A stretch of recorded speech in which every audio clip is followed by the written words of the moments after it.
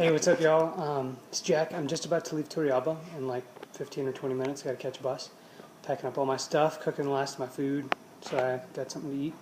And I just wanted to put down some thoughts before I leave Turrialba because I had a really wonderful afternoon. Really kind of made the whole trip to Turrialba worth it in a lot of ways. Really, really genuine, authentic, like just really good, heart-opening, blessing interactions. Really nice. One of the teachers at the school went down with me. His name was Manuel. The teacher's name is Manuel. He went down with me to be the traductor, which is the translator, for me and a beekeeper that I had kind of scouted out and decided to try and see if he would have a conversation with me.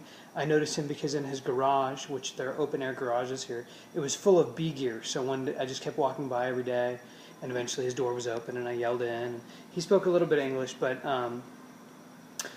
so Manuel went with me and we had a conversation. It was really fascinating, just in terms of information. He only treats his bees for varroa. They do have about a 2-month dearth here where they have to feed their bees, and he feeds them sugar water because he feels like it encourages the queen to lay more than if you fed her honey. And he doesn't want to use someone else's honey to feed his bees because he doesn't know where it came from. Just kind of some factoids that were really interesting.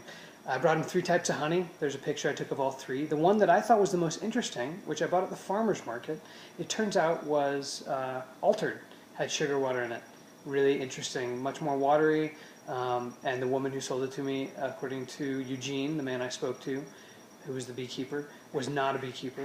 The woman was not a beekeeper. It's just really, really interesting. All the same bee culture stuff we have in the States in terms of people using a lot of chemicals and some people not, and then some people watering down their honey, and then other people thinking they're crazy for that.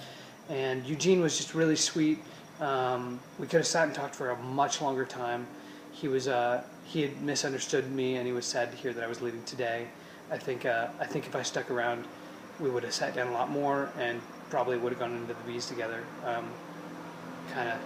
Kind of might be a reason to stop back through here if it's on the itinerary somewhere.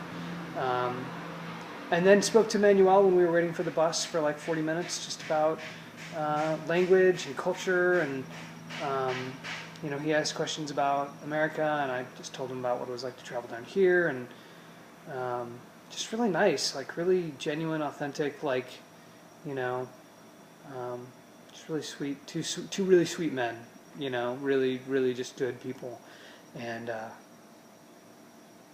yeah, it's a really wonderful way to end this part of the trip. So, packing up my stuff, cooking some food, gonna get on the bus.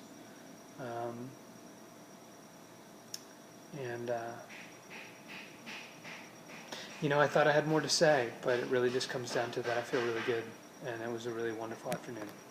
So.